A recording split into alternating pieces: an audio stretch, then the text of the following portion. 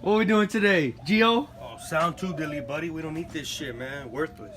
Woo! What we got working so far? Basically, man, there's no make a kit for it. So all you gotta do is go to Lowe's, get yourself some rubber chair tips. That's it, man. Part number 0246508. Alright, basically that plugs into what, the hole for the intake right here? Yeah, man. And then you just disconnect the two bolts that are down here. And then you just follow it, disconnect it from the intake right here, just a little pop clip. This, all you need is a screwdriver, pop it off from the brace, and then it has a little nut in the back. Seems pretty easy. It is, man. Alright.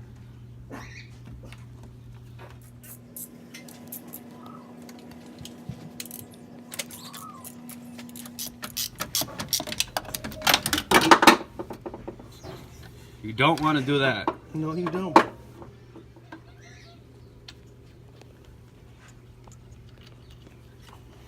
Whoa, what is these for? Basically, if you want to mount a cable thread and throttle body, you can put it on here. Just bolt it on. And the same way we did with the little caps. Uh-huh. You pop them off. I kind of rigged it. I used the OEM ones. But this slots are actually for the extra injector if you want to add on top, or a NOS kit. Really up to you. Ooh. For everybody that want to know, this is a T50 size for these bolts right here. There's only 2 bolts. That's it. Those are the only bolts you have to take off, and the rest are Phillips screws?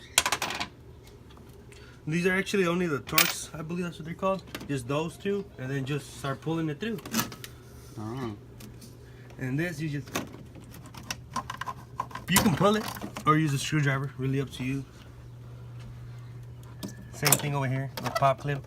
The only hard one we need to get is the one in the back. And I need to find the size for that one.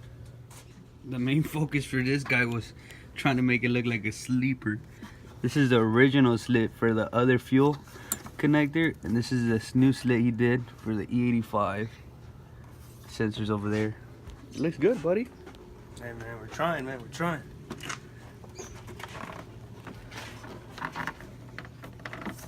Nice and tight fit.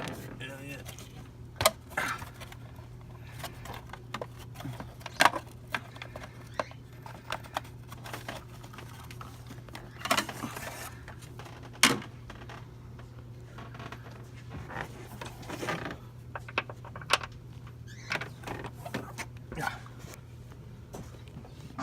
In case you guys are wondering, it's that screw that's right there.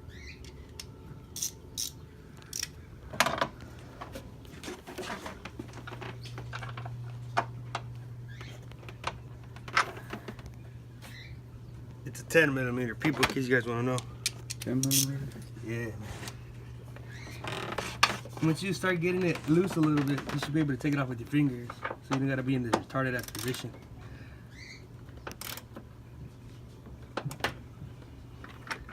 Oh, buddy. With this new mod, you have no problem going into the 5 seconds in the 1/8. Oh, yeah. I wish, buddy. The best time this car's seen with stock tires, how it sits, is 7.901. With stock tires, not bad, man. Not bad. And what kind of width tires you got in the back? 275s, man. OEM tires, the run flats. Yeah, bet you were not hooking. I wasn't, man. My 60 foot was a 1.9, bro. Smoking them. Those original tires. How wide is your rim in the back? 20 by 9.5.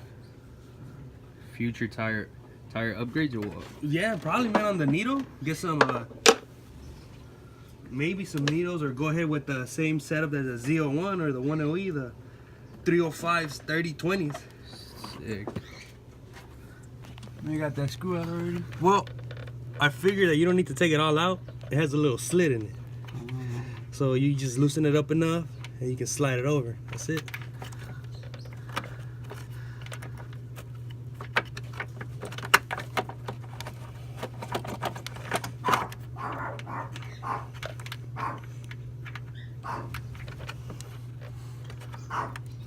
See the little slit on it? Alright. Yeah, just be careful with the aluminum. What is it? Padding on there on the firewall. It will cut you.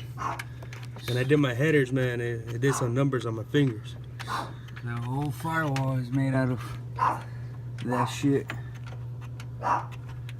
These were a pain in the ass. That starter, we literally made an extension that was like 2 feet, 3 feet long to get the starter to bolt up. Well, back to the main focus.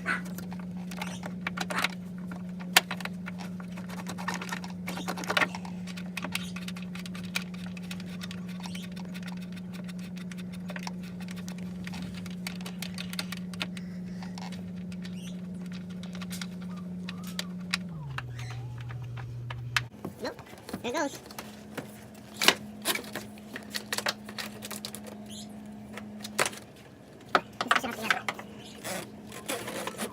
Weight reduction.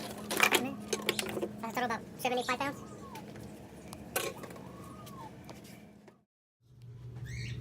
Now we're left with that hole in the back. What are you gonna do for that? Custom plug this one right now. Basically, to get this fitting is a pain in the ass, so we're gonna do a little minor slit on the side, just wiggle it out.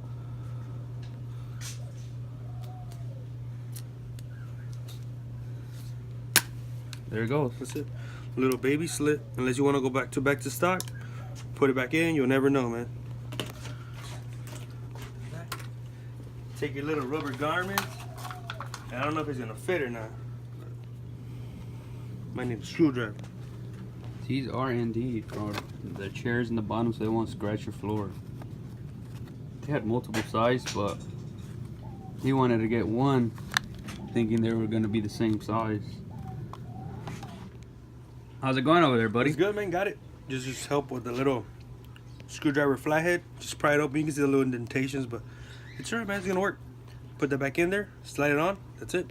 And that's just for what? So it won't get no dust inside the car, or? Yeah, basically. You don't need to plug it up, but I don't want a hole in my firewall. You know. Makes sense. Before you put it on, just keep track of these little pins, because you have those little slots in the firewall. You don't aim it right, it ain't gonna go in there. Basically, for that, it's gonna be the same process as taking it off, but in reverse order. Yeah, pretty much. I took the nut off so you guys can see exactly what am I doing, because it would have just been there. So you can just slide it in there. And once in there, make sure you get a good hold of the nut. Don't drop it, because if you lose it back here, you ain't gonna find it.